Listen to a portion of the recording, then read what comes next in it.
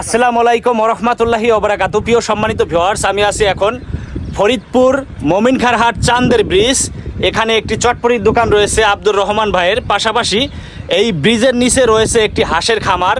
আজকে হাঁসের খামার সম্বন্ধে পূর্ণ একটি প্রতিবেদন তুলে ধরা হবে। আপনারা শুরু থেকে শেষ পর্যন্ত ভিডিওটি দেখবেন, আশা করি ভালো লাগবে। বিশেষ করে যারা বেকার আছেন তাদের জন্য সুন্দর একটি ভিডিও হবে। প্রিয় সম্মানিত ভিউয়ার্স, দেখতে পাচ্ছেন ফরিদপুর মমিনখারহাট চান্দের ব্রিজ। ওই যে কোল আছে একটা ব্রিজের নিচে, সেই কোলের নিচেই হচ্ছে হাঁসের আসলে চাষ হচ্ছে। সরাসরি কথা বলবো আজকে হাঁসের খামারের মালিকের সাথে, আপনাদের দেখাই যে কিভাবে হাঁসগুলা সারিবদ্ধভাবে আসলে ওরা খামারে যাচ্ছে। দেখেন, সরাসরি তুলে ধরা হলো। এই হাঁসগুলা সরাসরি এই ঢাল বেয়ে বেয়ে খামারে চলে যাবে। আপনাদের পুরো ভিডিও আজকে দেখাবো। পাশাপাশি খামার করে কেমন আছেন খামার মালিক, সরাসরি তথ্য তুলে ধরা হবে আজকের এই ভিডিওতে।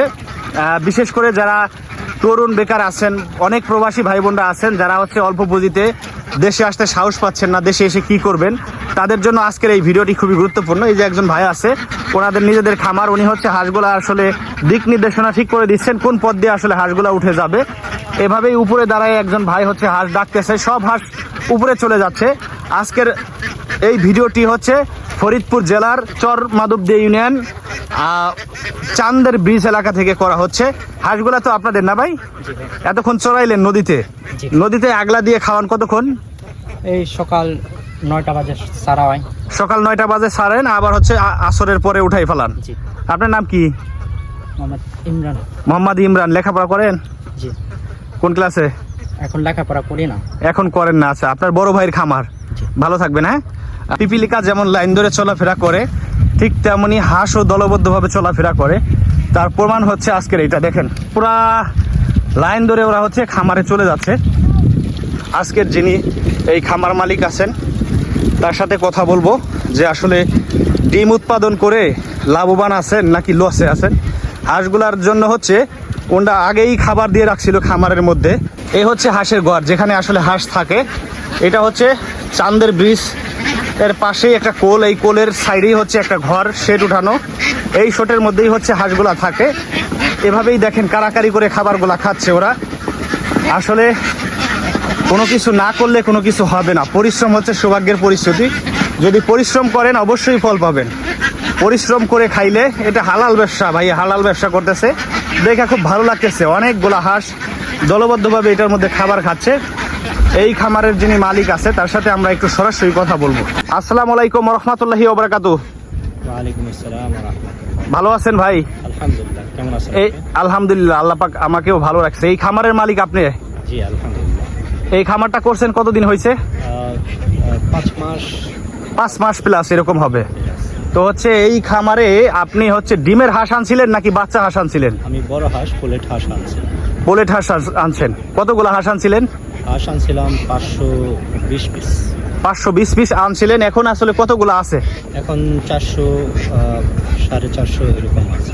450 মতো আছে হাঁস। এর মধ্যে হচ্ছে মেল আছে, ফ্যামিল আছে। আচ্ছা, এখন হচ্ছে আপনি যখন আনছেন তখন তার ডিম পান নাই? জি না।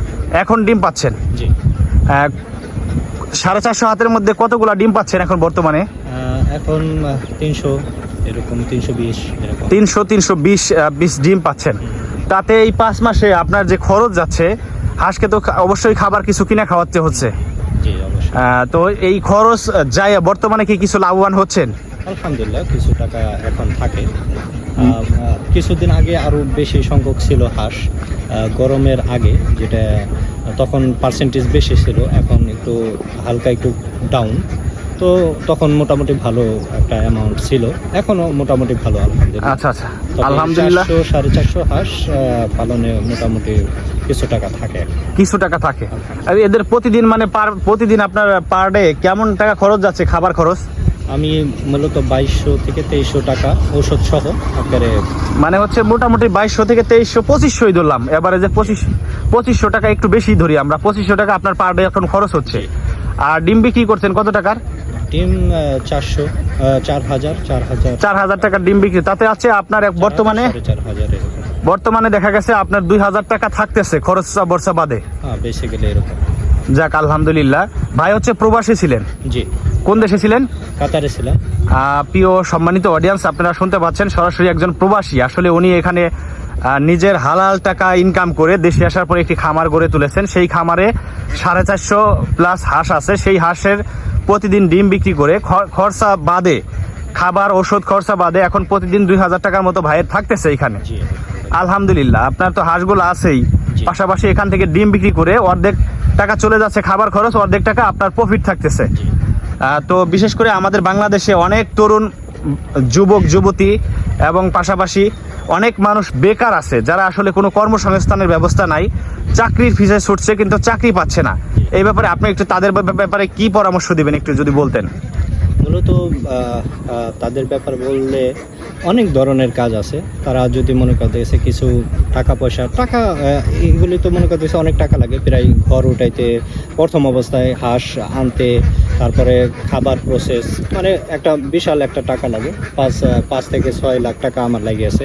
আচ্ছা আচ্ছা। তো এরকম যদি অ্যামাউন্ট থাকে তাহলে পরে সে আসুক, আর যদি তার কম অ্যামাউন্ট থাকে তাহলে অন্য কিছু মনে করতেছে বাংলাদেশে অনেকগুলো আছে, প্রসেস আছে, ওগুলি করুক। আচ্ছা প্রিয় সম্মানিত ভিউয়ার্স, ভাই যেটা বোঝাইতে চাচ্ছেন যে আসলে যারা বেকার আছেন, বেকার থাকবেন না, চাকরির পিছে না ছুটে নিজে একটা কিছু করেন, নিজে ব্যবসা করেন। আপনার যদি কিছু টাকা পুঁজি থাকে, সেই পুঁজি খাটিয়ে আপনি শিক্ষিত মানুষ, মেধা আছে, মেধা খাটিয়ে আপনি ব্যবসা করেন, নিজের কাজ নিজে করেন, পাশাপাশি দেশের কল্যাণে নিজের ভূমিকা রাখেন। তবে একটা কথা, যারাই যে কোনো প্রকল্পে আসবেন তো তারা যেন অল্প কিছু দিয়ে আগে শুরু করেন, পরবর্তীতে আস্তে আস্তে ধাপে ধাপে ভাই যেটা বোঝাইতে চাচ্ছেন, যারা আসলে খামার প্রজেক্টে আসবেন, বিশেষ করে খামার ব্যবসায় যুক্ত হতে চান, হাঁস মুরগি গরু ছাগল যেটাই হোক, অবশ্যই প্রথমে অল্প পুঁজি দিয়ে শুরু করবেন। আগে ব্যাপারটা আপনি বুঝবেন ভালোভাবে, ধাপে ধাপে ব্যবসায় আপনি যত বেশি বুঝবেন তত বেশি এখানে ইনভেস্ট করতে পারবেন। তখন হচ্ছে ব্যবসা বড় হইলে সমস্যা হবে না।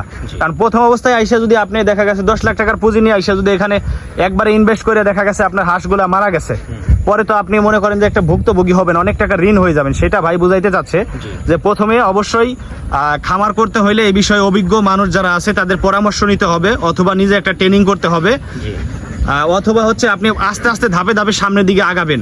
এই কথাই ভাই বুঝাইতে চাচ্ছেন। ভালো থাকবেন বড় ভাই। আপনার এই খামার দেখে আমার খুব ভালো লাগলো যে প্রত্যন্ত গ্রাম অঞ্চলের ভিতরে ফরিদপুর জেলার চরমদবদি ইউনিয়নের মধ্যে আপনি একটি হাঁসের খামার গড়ে তুলেছেন।